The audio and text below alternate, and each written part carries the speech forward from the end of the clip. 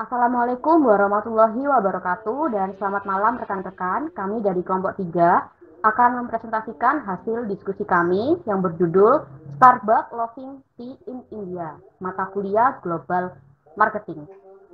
Kelompok 3 ini terdiri dari 9 orang. Yang pertama ada saya, Lucy Kristiani, lalu ada Maulinda Nurul Hidayat, selanjutnya ada Evi Indah Lestari, ada Elsa Sevia, dan juga ada Yanfa Urizal, ada Irfan Syah, ada Ahmad Syarifuddin, dan yang terakhir ada Muhammad Erfiansyah. Baik, untuk materi yang pertama akan dijelaskan oleh rekan saya, Yanfa. Silakan Yanfa. Baik, Starbucks Corporation merupakan sebuah perusahaan kopi dan jaringan kedai kopi global asal Amerika yang berkantor pusat di Seattle, Washington. Starbucks adalah perusahaan kedai kopi terbesar di dunia dengan 20.336 kedai di 61 negara.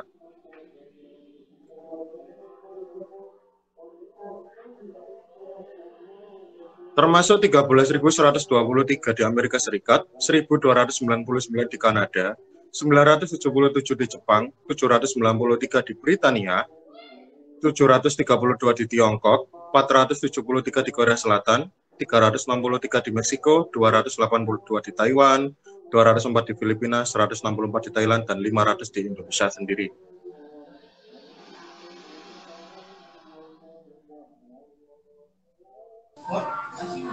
Starbucks menjual minuman panas dan dingin seperti biji kopi, salad, sandwich panas dan dingin, kue kering manis, aneka cemilan, dan barang-barang seperti gelas dan tumbler.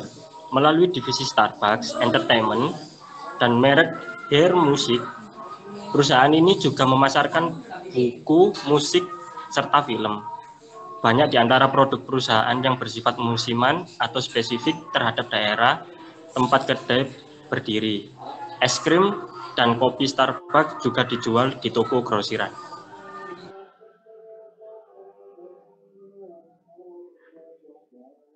Sejak didirikan tahun 1971 di Seattle sebagai pemanggang dan pengecer biji kopi setempat, Starbucks meluas dengan cepat. Pada tahun 1990-an, Starbucks membuka kedai baru setiap hari kerja. Satu tahap yang terus dilanjutkan sampai tahun 2000-an, kedai pertama di luar Amerika Serikat atau Kanada dibuat pada pertengahan 1990-an. Dari jumlah kedainya di luar negeri mewakili sepertiga dari total kedai Starbucks di seluruh dunia. Perusahaan ini berencana membuka 900 kedai baru di luar Amerika Serikat pada tahun 2009 dan telah menutup 300 kedai di Amerika Serikat sejak 2008. Masuknya Starbucks di India.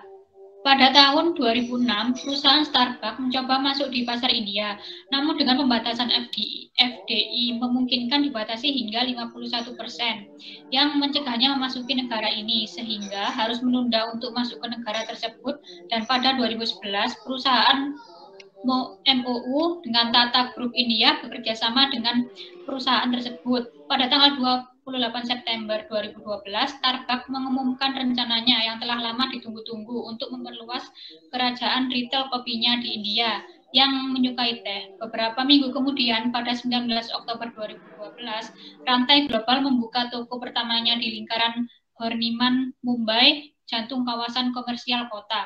Di area ini terdapat toko-toko mewah, termasuk toko Hermes, serta sejumlah kantor dan kantor pusat bank. 4.500 persegi Fed Store, 418 meter persegi jauh, lebih besar daripada kebanyakan toko Starbucks di tempat lain di seluruh dunia.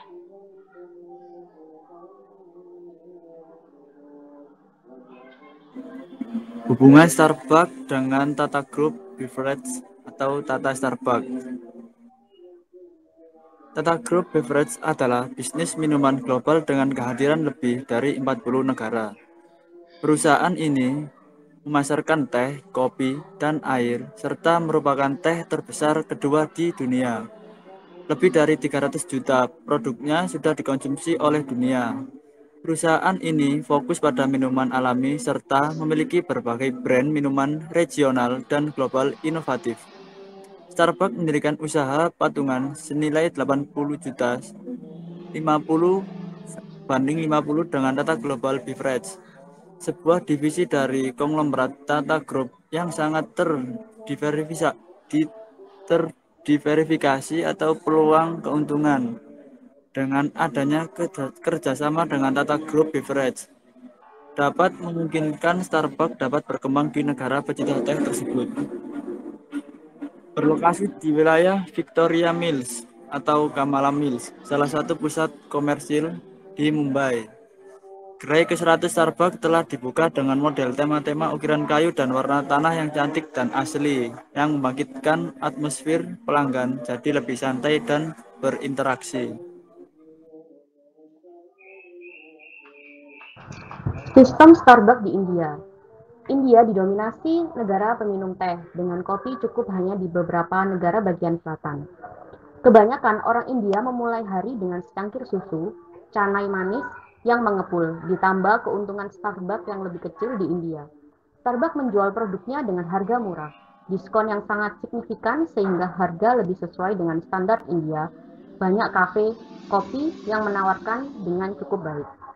Strategi lokasi Starbucks ini adalah perpaduan produk lokal dengan desain toko yang inovatif, sehingga dapat sepenuhnya beradaptasi dengan budaya India. Starbucks di India melokalkan mereknya dan mengadaptasi budaya India dengan cara sebagai berikut. Yang pertama, desain toko. Yang kedua, cita rasa. Yang ketiga, harga kompetitif. Ketika Starbucks memasuki India, hanya perbedaan kecil antara pasar dieksploitasi. Dalam kasus Starbucks, arbitrase terbatas terbukti. Oleh karena itu, skala arbitrase dapat diberi label mendekati rendah.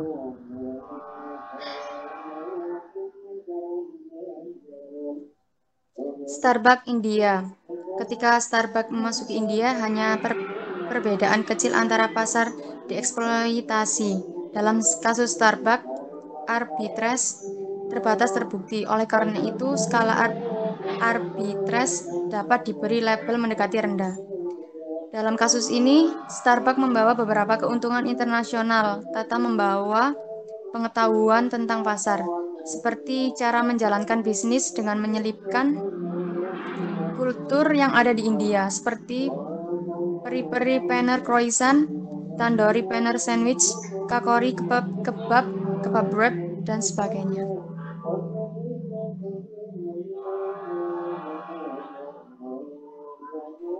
Menurut Anmol Yoglila, Direktur Arsitek Planning at Yoglila Group 2018 Vision, penilaian kota pintar di India didasarkan pada proses yang kompetitif, dengan kota-kota bersaing untuk dipilih berdasarkan proposal mereka untuk mengembangkan kota pintar. Misi kota cerdas diluncurkan oleh pemerintah India pada tahun 2015 dengan tujuan mengubah kota-kota India menjadi tempat yang berkelanjutan dan ramah warga yang menggunakan teknologi dan data untuk meningkatkan kualitas hidup. Kriteria pemilihan untuk misi kota cerdas mencakup sejumlah faktor seperti kelayakan dan keberlanjutan rencana yang diusulkan, partisipasi warga dalam proses perencanaan, serta ketersediaan dana dan sumber daya untuk mendukung pengembangan rencana yang diusulkan. Kriteria tersebut juga mencakup kualitas infrastruktur kota yang ada, rekam jejak kota tersebut dalam melaksanakan proyek pembangunan perkotaan, dan potensi kota untuk pertumbuhan ekonomi. Selanjutnya, India. Meskipun Mumbai, Bangalore, Margut, dan Patna semuanya adalah kota besar dengan kepentingan ekonomi dan budaya yang signifikan, mereka mungkin tidak memenuhi kriteria seleksi untuk misi kota cerdas. Beberapa kemungkinan alasan mengapa kota ini tidak dipilih mencakup kekurangan rencana pengembangan kota pintar yang kuat dan layak, partisipasi warga yang tidak memadai dalam proses perencanaan, dan kurangnya sumber daya yang memadai untuk mendukung rencana yang diusulkan. Mungkin juga kota-kota ini menghadapi persaingan dari kota lain yang memiliki proposal yang lebih kuat dan memenuhi kriteria pemilihan yang lebih ketat.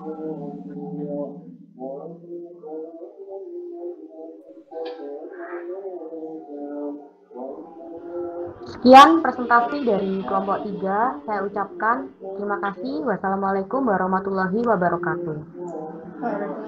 Waalaikumsalam warahmatullahi wabarakatuh. Waalaikumsalam.